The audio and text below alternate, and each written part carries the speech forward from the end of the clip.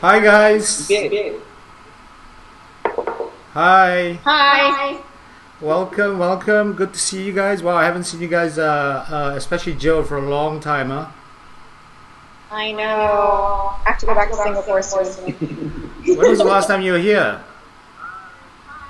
Oh gosh. Okay then. With Kaden for his fifth birthday. Yeah. Ah, okay. Then after Singapore, we went to Legoland. Yeah.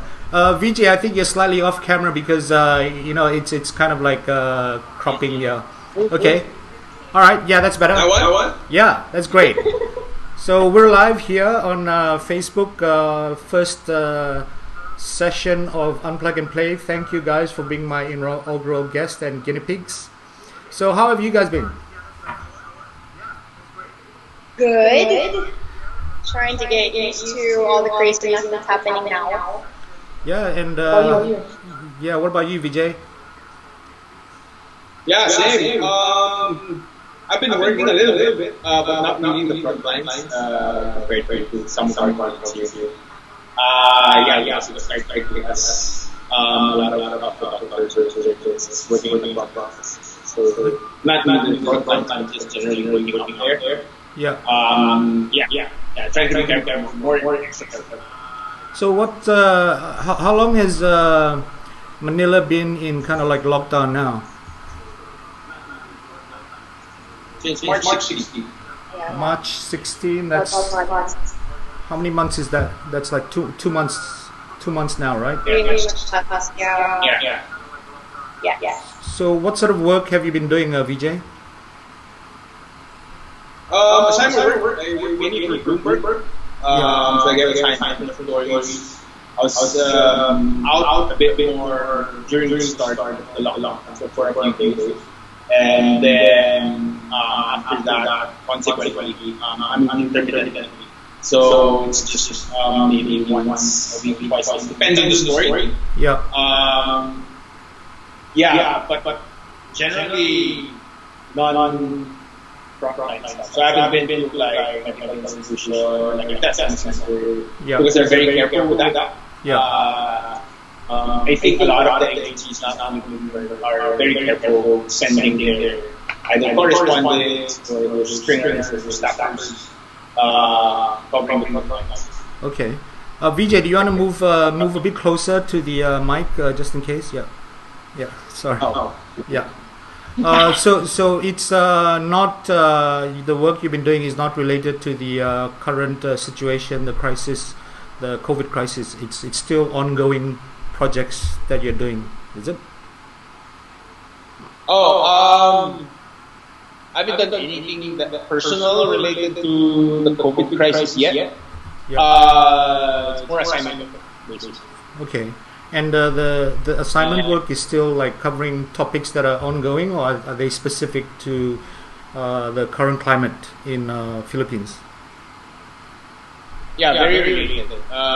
Indirect to, as an aside, to the like health crisis. So mainly like agriculture, businesses, and other things that's sort of related to the lockdown, or the things that are affected by the lockdown, and also the pandemic as well.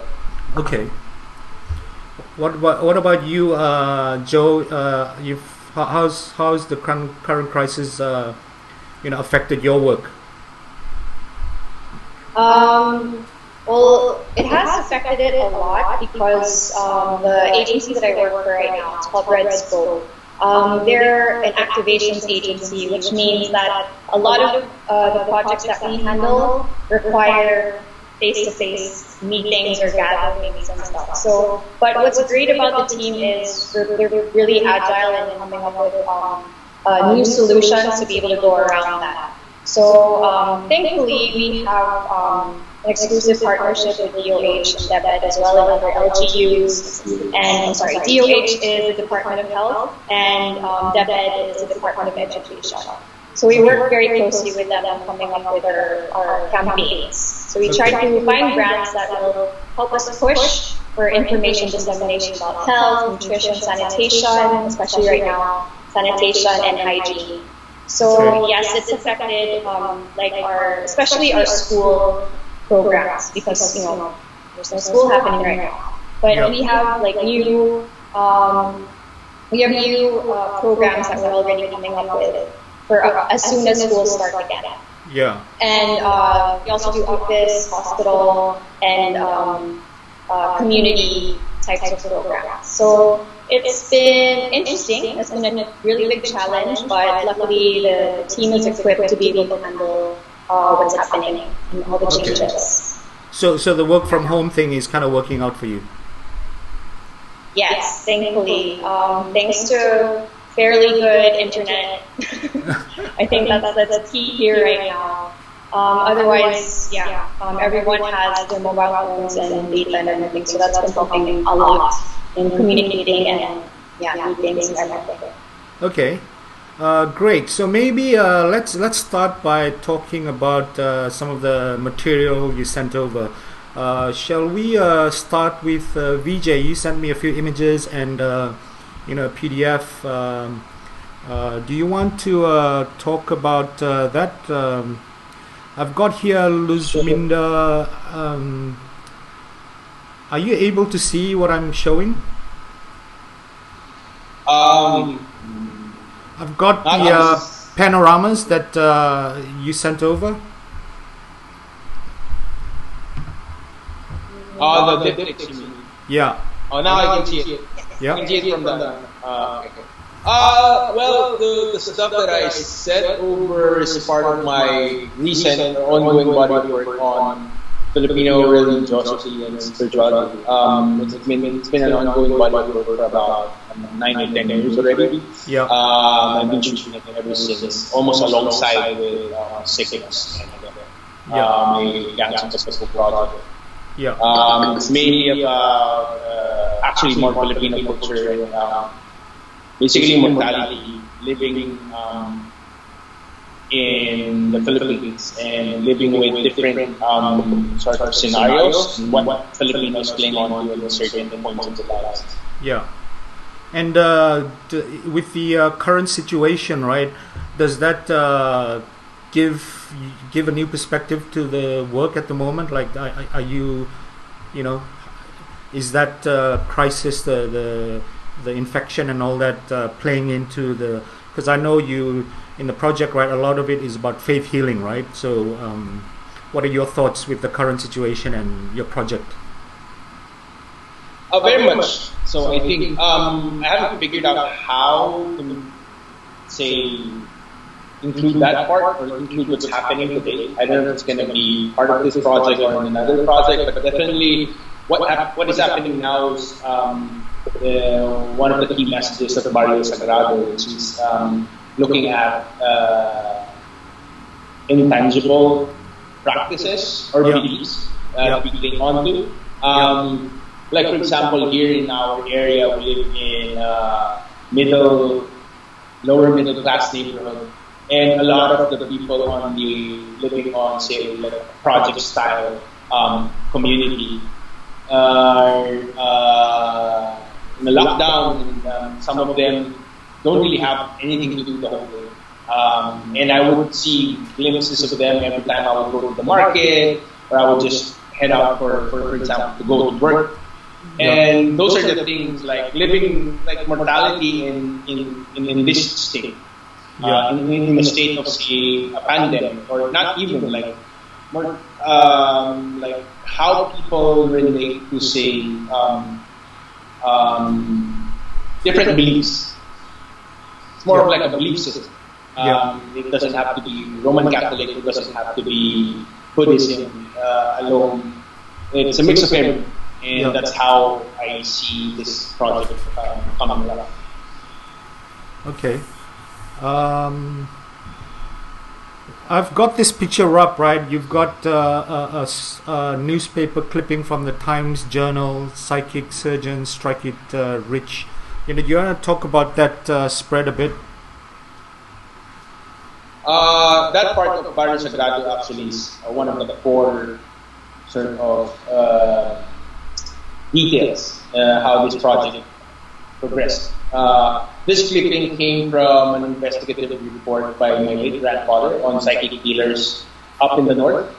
Northern Philippines, back in the 70s. So it's a 12-part investigative piece on the lives and practice of psychic healers up north.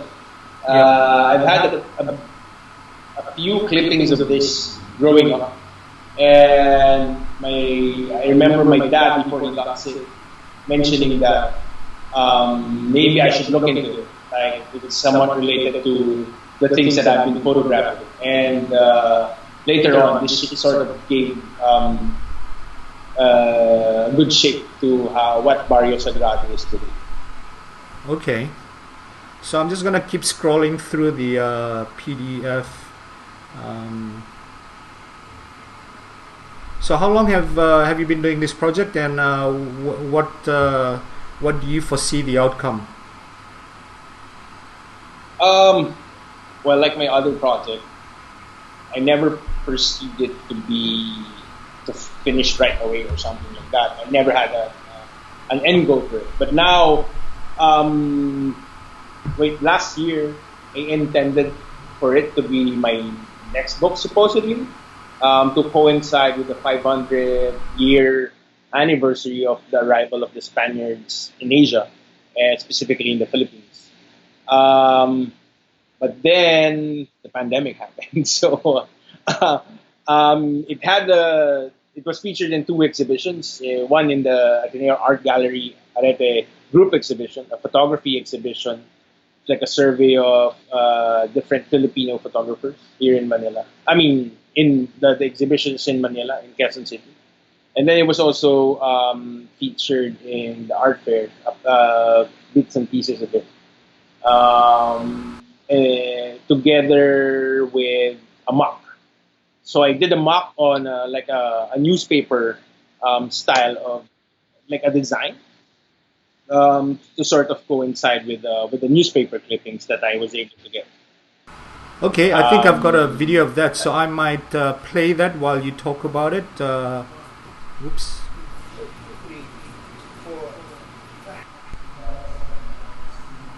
Yeah, just maybe play the video and just skip the PDF for now.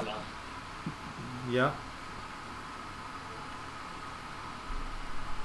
So I'm playing the video now. I'm going to play the video now. Oh, wrong video. Yeah. Oh, there you go.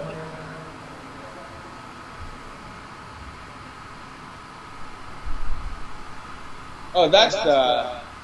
Did you play the 3D, the exhibition? Yeah, so that's the exhibition, right? Yeah, that's...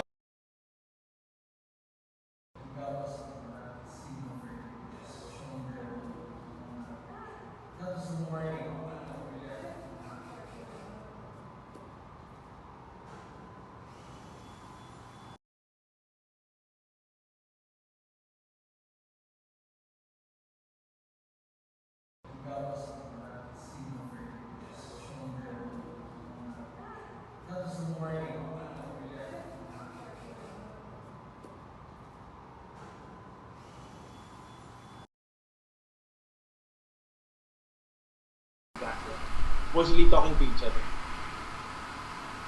Okay, so I guess let's see. I'm gonna switch back to Skype. So that was for the exhibition, right? Yeah.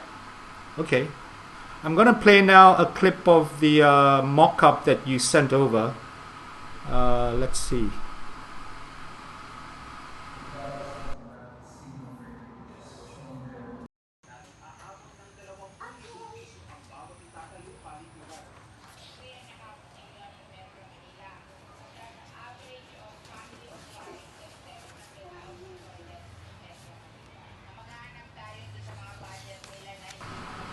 So this is the mock-up I'm showing now.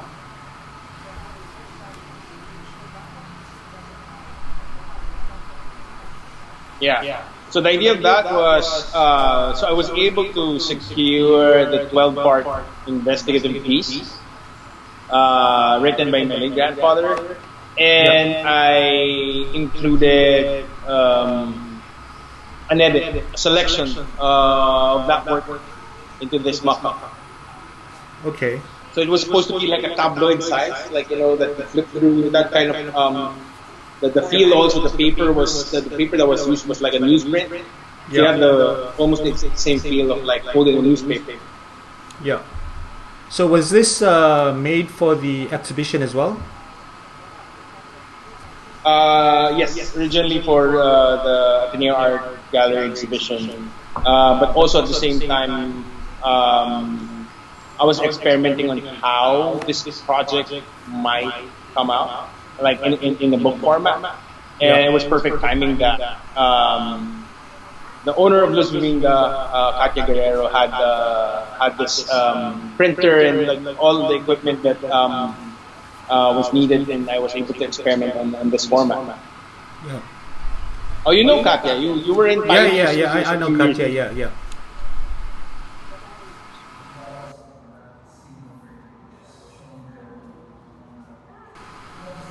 So I'm just playing the your exhibition snapshot again, going through the prints. So how did you make these holographic sort of prints? I came across on this idea a few years back when when I was shooting in one of the practices, the religious events in outside Manila. I saw in the what do you call that? Like street vendors would have religious and different souvenirs, and one common piece would be the calendar, the holographic calendar of Catholic like saints or even Jesus or like a cross. And I've always had like I was curious about it, and I said maybe I could do this in one of my photographs someday. And then fast forward to 2019, I was able to find someone who could do it from Manila. And hence I tried it. So I guess I know that Philippines is a very religious country and all that. So how has your work been this particular project been received so far? I haven't shown it to a big audience yet, except for the exhibition. But I would like for it to be, I guess, shown or exposed to different, not only in a religious context, because my idea of this was to look at Filipino culture as a whole, using a platform of religiosity and spirituality and other animistic practices as a discussion. So I would like to take it like schools, and then also different probably communities, show it to communities as well, and just open discussions on how mortality is to them through these different practices. So Kosuke just commented, very interesting work. So what I'm going to do now, Veejay, is I'm just going to maybe skim through the PDF. I think it's a mock-up, I believe, of the book you sent. Barrio Sagrado.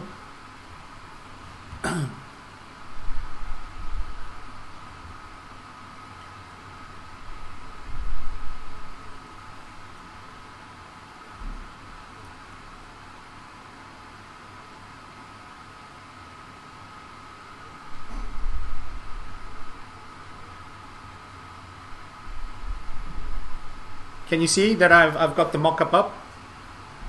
Yeah. So maybe while I click through it, maybe you can just give us a summary of what we're looking at. Sure. So as I said, like the mock-up didn't have a solid, say, concept yet. But what I felt, what I wanted to do was to have it in a tabloid form, how tabloids used to be. When you buy, or like even newspapers, when you buy newspapers in the morning and then you ride the bus or like you ride a train, and then everyone's sort of like reading the same thing. Yeah. I've always had that idea, like having your image huge in that format, with a lot of people like reading it and like viewing it was, I don't know, it was a nice idea for me. So when I found the clippings, the newspaper clippings, that sort of solidified that. As you've seen here, some of the clippings are here. So yeah, the articles just basically investigates how the psychic healers were practicing their craft, if I may say, back in the 70s, up in the north, in Baguio City. And then at one point, I'm not gonna divulge the whole story, but like at one point, midpoint, I guess, the author got poisoned. I think it was related to the work that he was doing. He was poisoned. He almost died in the process, but then he recovered and then continued on to finish the 12-part investigative piece. Oh wow! Okay. So are you, all these clippings that you've got in the publication, right? Are you sort of doing the research and the collecting and archiving yourself, or are you working with someone? For now, it mostly was just me. But I have I asked help from anthropologists, and also I am asking help from a curator, a poet, a PhD, a guy who has a PhD in poetry, I think, Filipino poetry. Yeah, I want to show this work to different people, not only to photographers and all, people from the art circle or photography circle. Just to dig deeper on how to make it more, say, to give the relevance of Filipino culture more emphasis. Okay. Or like the critique or the study of Filipino culture more emphasis. Okay. Great. It looks really interesting, and I like the fact that you've actually put it together in tabloid format as well. Is it printed on newsprint? Yeah, somewhat of a newsprint type of paper. And so far, you've just printed one copy. Are you intending to make this your next sort of publication in this sort of format as well? I'm looking into it. Yeah, most probably this will be the next publication. In this format and size, I will have to get back to you on that. Okay. All right, great. Thank you so much. Still indecisive. Yeah. But do you think the current situation is gonna affect, how you move forward with, obviously projects like this in terms of like getting it out there, financing and all that? Actually, it did, because I was supposed to shoot a few more things this year during Semana Santa, which just passed last April, and then a few other things in southern Philippines, in southern Philippines. But then with the lockdown and pandemic, and then we don't know how travel will be like in the next few months. So I think I would have to sort of revisit my plans. Okay. But I'm still aiming, like as a general sort of idea, still aiming for something to be out there, at least a final book mock-up by next year. Okay. All right, great. Thank you so much, Veejay, for sharing that. There's quite a few thumbs up and hearts clicked on while we are showing the work. So maybe we move on to another topic, which is basically how you guys are doing with life now under lockdown. Give us a sense of what's happening in Manila.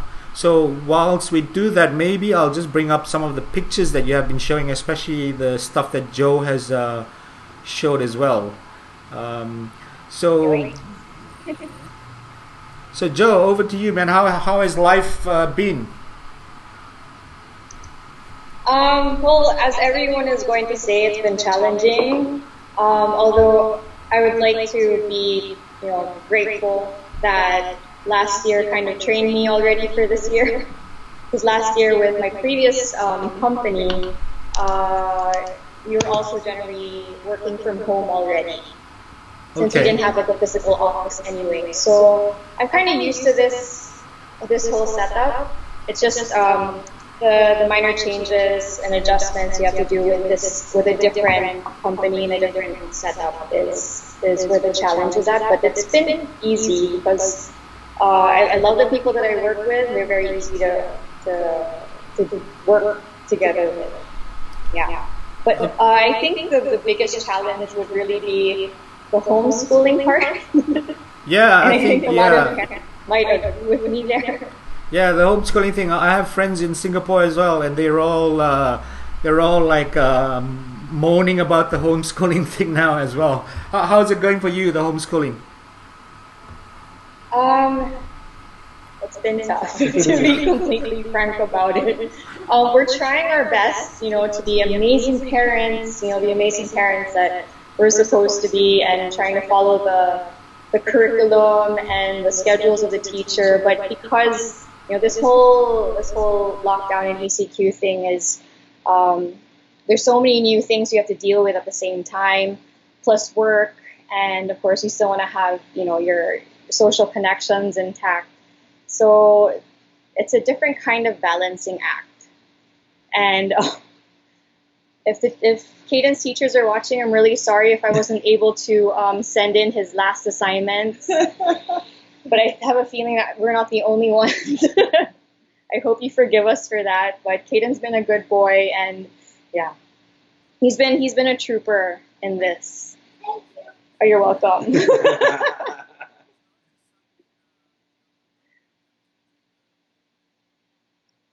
Oh, sorry, Kevin, we can't hear you.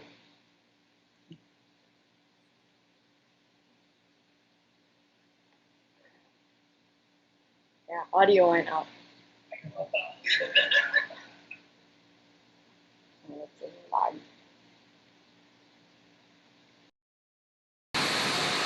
Okay now?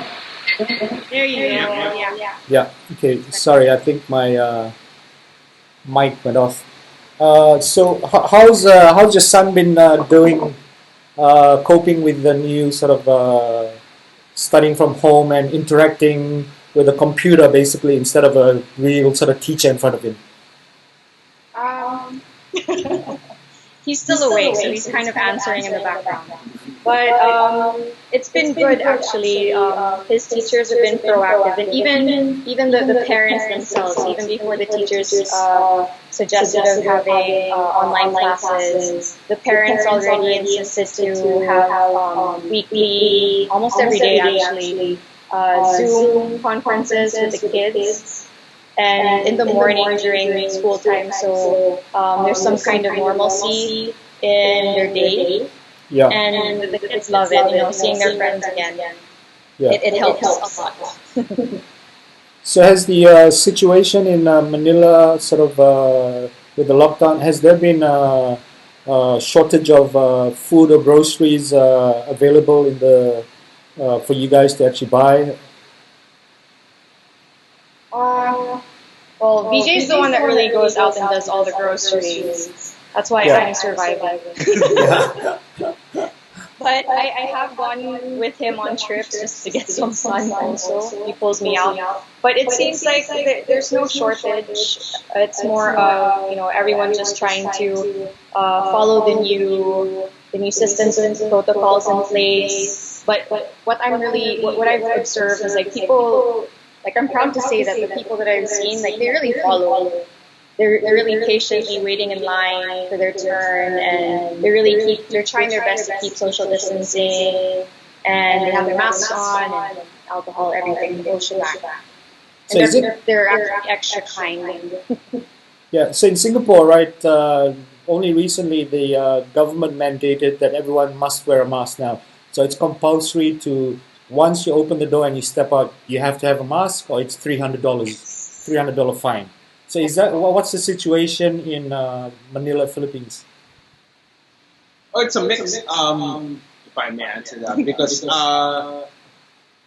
in some areas people do follow and compulsory. I mean, abide by the rules. But there has been reports of how police and other authorities are when they see people without masks. Some extent would be, say, in a lighter situation where I think there was even one video that showed a policeman buying a mask for an elderly person. Yeah. Some is not so good when the police ended up in altercations with Filipinos or people outside trying to get food or like doing their errands. And even some scenarios where someone even got shot, but that's not directly related to not having a mask, but generally just breaking sort of quarantine laws. Okay. So it makes it very different. But like as Joe said, in most of the cities, people would walk. And even in supermarkets, like big malls, people would wait in line for like hours, like minimum 3 hours, especially during the start of the lockdown, maybe the first few weeks of the lockdown. You would line up in the supermarket for like 3-4 hours. Okay. And has the prices gone up as well, or is it like pretty much the same?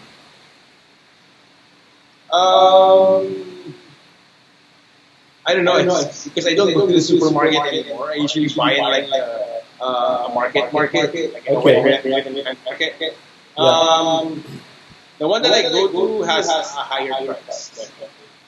But even before this pandemic, it was already like a bit higher. But I don't know any. Sorry. I think at the start, maybe the first 2 weeks of the lockdown, the prices shot up. Yeah, for toilet paper. No. We didn't have that. Oh, you didn't have that problem. Okay. So like canned goods and some other essentials, and people started sort of panic buying.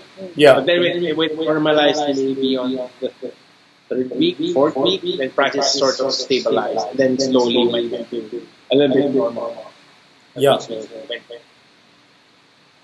So I guess question that I'm curious about is what I'm assuming that you guys are eating mostly at home the past few weeks, right? Yes, definitely. So and we've done a lot of cooking, and Veejay's learned a lot of new steam baking recipes. Wow, steam baking. Yeah. So what can you talk us through some of them? What have you been steam baking, Veejay? So we transferred houses in January, and I think our oven broke down sometime in December. So I was weren't able to we just literally settled in, and then the Taal volcano happened in January. Yeah. And then we got most of our boxes in the new house, and then so we couldn't. We're just trying to get settled in this pandemic. So we don't have a steamer and a gas stove. Yeah. That's it. No microwave. It taught us to be more resourceful and creative. So banana bread. Especially with banana. Oh, so you've been making a lot of banana bread, yeah. It's amazing banana bread. For me, I'm trying to do a carrot cake, but it's not as good as his banana bread yet. Yeah. So what are some of the sort of comfort foods that you guys, your go-to, maybe even weekly sort of comfort food that you do?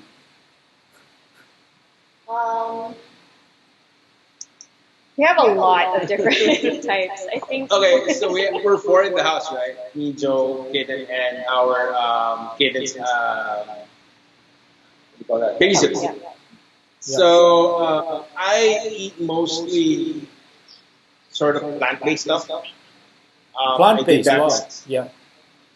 Yeah, I started sort of like middle of last year. I haven't had red meat maybe for several months. Yeah. Wow. I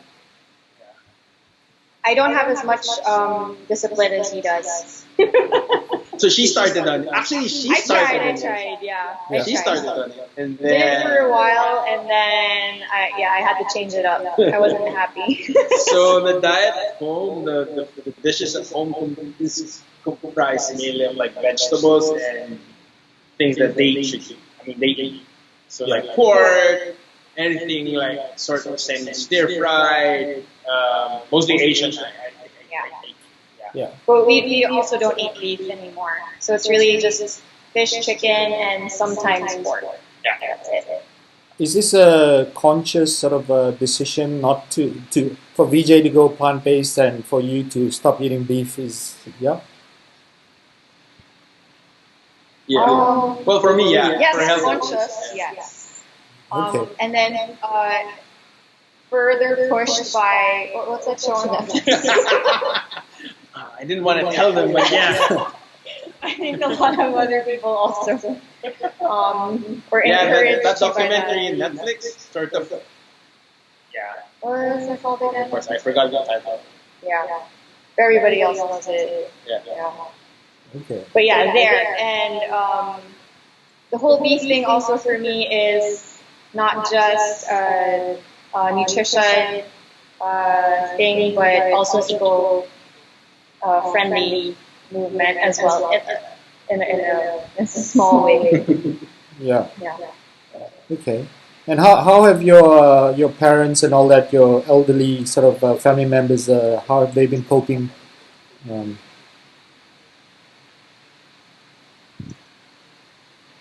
Okay. Well, my parents are coping pretty well, in the general sense. Hi, Mom. Hi, Dad. I know you're watching. They're very strong. They're also very, what is the word? Yeah, since the lockdown, they've been itching to want to see everybody, even more than before the lockdown. Okay. So they're trying to find ways to. Yeah.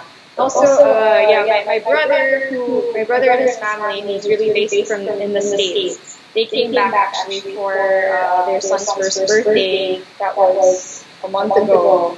And they weren't supposed to stay so long, and they got locked down here in the Philippines during the lockdown.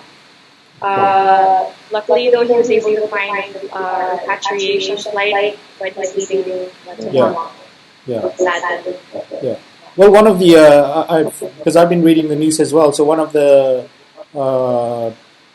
group of people that have been most affected by these are also the Filipino foreign domestic workers, right? Because a lot of them got caught with this whole sort of border closing, and a lot of them, I think, especially the Hong Kong ones, couldn't go back to work, for example. Right. Yeah. Yes. Actually, that's true because for our household, before the lockdown, at the start of this year, she was already applying for a job in, I think, Saudi Arabia. Yeah. And she was in the process of fixing her papers, getting all the training, getting all the health stuff done. And then the lockdown happened. So there's a few of them who sort of in limbo right now. Yeah. And that goes the same way for other OFWs, which is one of our major, which actually makes a good part of our economy. Because a lot of our exports are overseas contractors. Yeah. Just out of curiosity, are the airports in Philippines closed to foreign planes coming in, or is there still intake? It's open only for repatriation and sweeper flights, and also for cargo, I think. Okay, so I can't come to Philippines at the moment, for example. Not yet. Damn it. So I'm still scrolling through a few of the images that you and Joe have actually sent over. Yeah, those are a mix of images of like life at home and homeschooling and creative time, and of me going out and like snaps on my phone while on assignment, stuff like that. Yeah. And since Kosuke is actually watching as well, that I see, right? So I had a conversation with Kosuke like a few weeks ago, and then because he recently made a trip to Manila as well, as you probably know. So he was a bit confused about Filipino food. So Vijay as a friend, right? Next time he goes to Manila, what are the 3 dishes he must try to get a true good sense of Filipino food? Please, Wow, that's please, very hard. yeah. That's difficult. I'm gonna get so much hate for this from the Filipino community. Let's give our But- Japanese friend Kosuke some help. Okay. I'll choose 2 and then you choose 1. Yeah. Okay.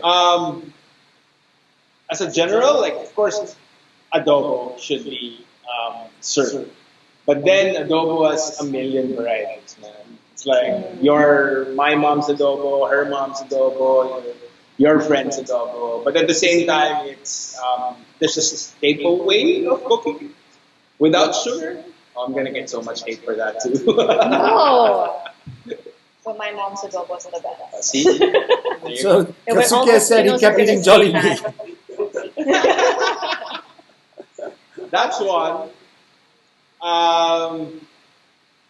Yeah, Kosuke tried so much Jollibee because he lived nearby Jollibee and he liked it. Like, he said he liked it. But then Are you being paid? another Filipino dish would be this is hard. Sinigang. Yeah, Same, someone it's also. tamarind Yeah. Yeah, it's like the tom yum of the Philippines, Tom yum. but not Wow. as Okay. yeah. It's like tom yum, but not spicy. Yeah. It's tamarind based originally, but again, it has different variations. So the most famous one is pork. Can be seafood or like shrimp. Well, yeah. Oh, wow. Another one. Yeah. Oh, for me, it's definitely sisig, although I don't have that a lot. But yes, if you're new to the Philippines, you have to try sisig, which is chopped innards, chopped Yeah. and Not innards, it's the ears. ears. Oh, ears and face. Yeah. Pork ears and face. That's all chopped up, and it's fried on a sizzling platter, and then you put a bunch of other ingredients and stuff. So yeah, that's really yummy. And then there are variations of that that's also being contested, like the one with the cheese, the one with mayonnaise, and the one with egg. Yes. So I hope Kosuke sort of see that. There's actually a lot of people commenting that You start talking about food, everyone's not interested. So it's cool. you know, Kosuke even said Chowking. What's Kinilaw Tua? Ooh, that's one of my favorites too. Kinilaw is like ceviche. Oh wow, okay. Yeah, ceviche. It's So how do you make that? fish or sometimes goat. Kinilaw is traditionally fish. But yeah, it's traditionally fish cooked in vinegar. Yeah. Vinegar, chili, onion, ginger. Okay. And then Philippine lime, like calamansi. Yeah. Yeah. Nice. That's one of the more famous versions. But then that's true. Sometimes kinilaw is like they use goat meat. Yeah. Ceviche, goat ceviche. Yeah, I think there is. They grill it. They grill the goat meat first, and then they toss it in with the fish sometimes, with the raw fish in the vinegar. Yeah. Sorry, I think that's sinuglao. Sinuglao. Yeah, that is different from kinilaw. So sinuglao is process. it's two dishes. Sinugba means grilled meat. Yeah. So pork, goat, whatever. And then lao is from kinilaw. Yeah. So it's ceviche fish, Grilled and then you get grilled meat and then put it together. That's why it's sinugba. It's from nice. Visayas. Okay. I was watching a documentary. I think it was on Vice, and there was one episode on food from Mindanao. So that's I'm assuming that's very different from the food you will find in Manila, right? I'm sorry? I'm assuming the food in Mindanao is very different from the food you'd find in Manila, right? Oh yeah, not different. They have their own. Depends which region. Yeah. They have their own cuisine, especially in the Muslim regions. They have cuisine that I think, I'm just guessing here, a little bit more similar to Malay and Indonesian cuisine. Yeah. So a lot of coconut, a lot of curry, sometimes chili. Yeah. Maranao, for example, Maranao dishes are based on that. Coconut, turmeric, chilies. They have they have a different onion that they use for their chili, which is called palapa. Yep. It's, I think, young onion or spring onion. Okay. Oh, AG just said, I hope they lift the liquor ban. So there's a liquor ban. Yeah, man. Damn. Very hard to get alcohol in most cities. Damn. So, just by the grace of friends, sometimes you get, we get our fix. But generally, for everyone, liquor ban is still in effect. I think in Manila, there's maybe 2 cities that are not on liquor ban. Okay. I thought. We regularly stock up anyway. Oh, okay. Well, I had this impression that every single Filipino were born to brew, you know. So they were all brewing the stuff. Born to brew their own stuff. Oh yes, everything. So I'm gonna play.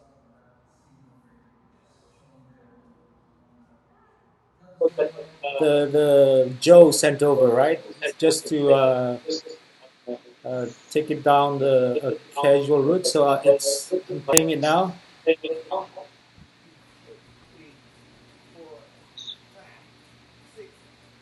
Which video is this?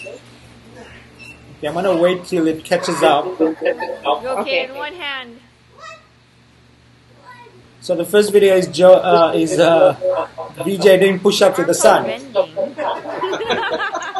Yeah, it's what's that 25 push-up challenge that my brother sent us, and I'm pretty sure everyone else he knows. I failed, seriously. But Cadence went through it, like with both of us, like no sweat. We tried doing that, but that was just once ever that happened. We try our best still to have some kind of semblance of exercise. Veejay is going to the grocery while I do some kind of YouTube hip hop dance class or some really super beginner basic hit. So you've sent this video of this guy singing as well. You want to talk about that?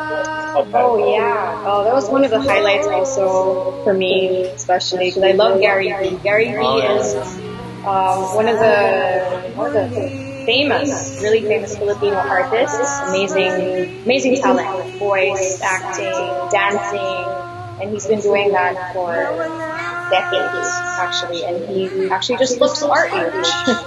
So he did a live streaming. He did like a sort of live concert to raise funds for frontliners. So that was fun to watch, and it was also a way for us to introduce him to Kaden as well. Oh, great! And like watching concerts is a bit online. It's a bit boring because we used to watch live concerts before. Yeah. I think that was the first time I watched a concert online. So it's interesting. It's interesting. But I still miss the live concerts in Vegas. So I've got this screenshot you sent with a message.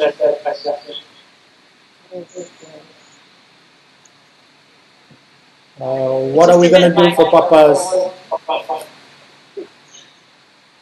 Did you try Don Papa when you were here? No, I don't think I did. Oh yeah. Well, another thing that's helped us survive is having what we call like electronic inumans. Inuman, and that's Tagalog for like drinking sessions. Okay. And then we just change the I to an E, so it's like electronic drinking session. So that's helped a lot, especially in my life. So shout out to my friends that try to meet with me every week to do that. Yeah. So what's also showing is like another thing that people, our usual rousings with Kaden. We were watching, what was this? The one with the tiger. Oh yeah. The lockdown happened during Veejay's birthday. So I was trying to talk to Kaden and brainstorm with him on what to do for Veejay's birthday. And I asked him, like, what do you want to do? It was like, let's get him a pet tiger. Like, how can we do that during lockdown? By the way, shout out to Andrew, who's watching right now, who's going to give me a pet tiger. Yeah, we're going to get him to Tanchanco. I'm just kidding. So the usual conversations we have daily with our son, that also keeps us alive. That's great.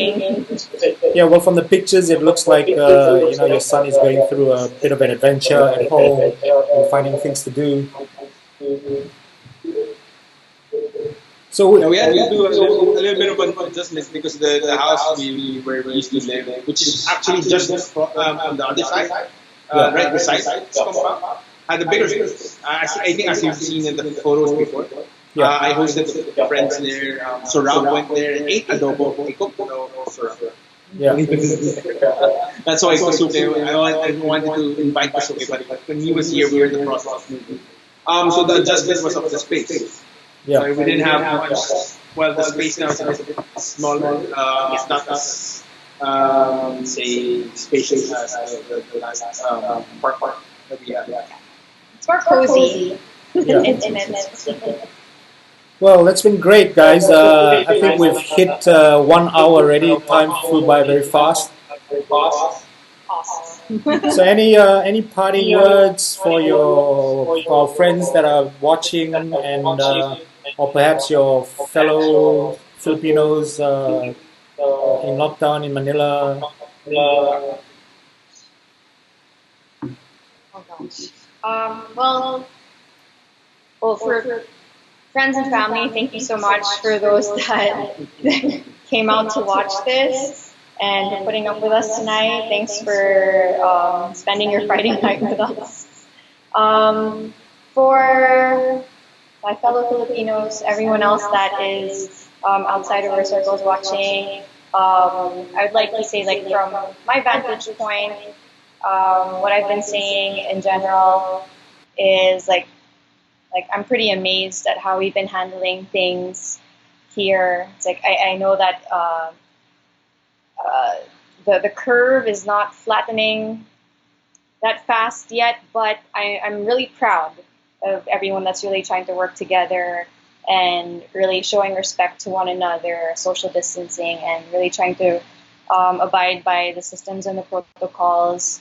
And I hope we just keep it up and, keep doing all this together and supporting each other and finally get back to the normal and see each other again.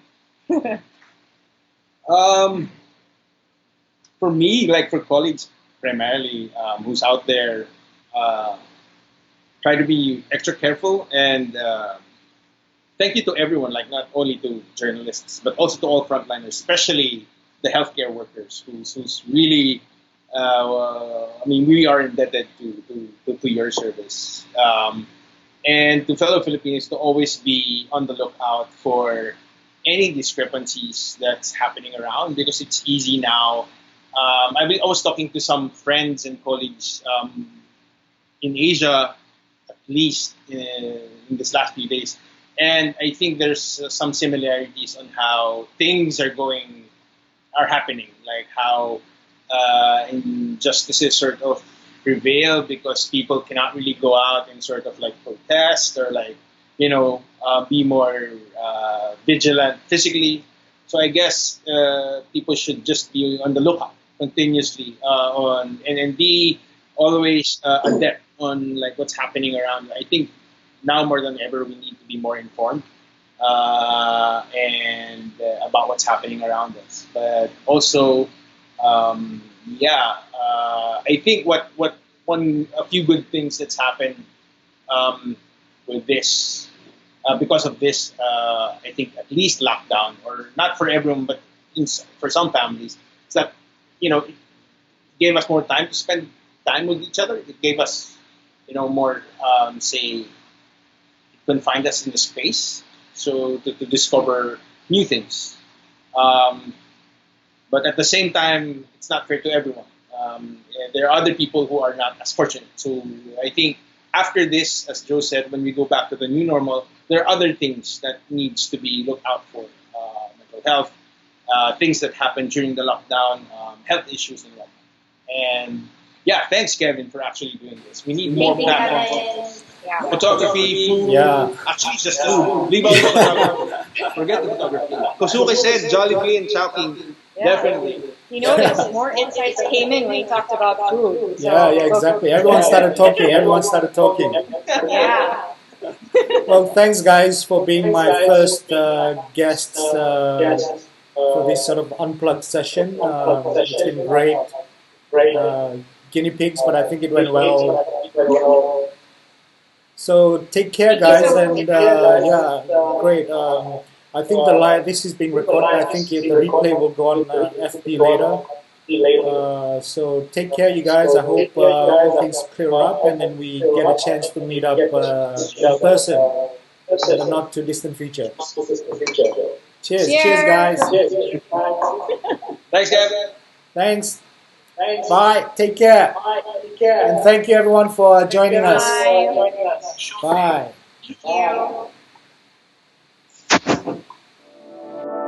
Thank you.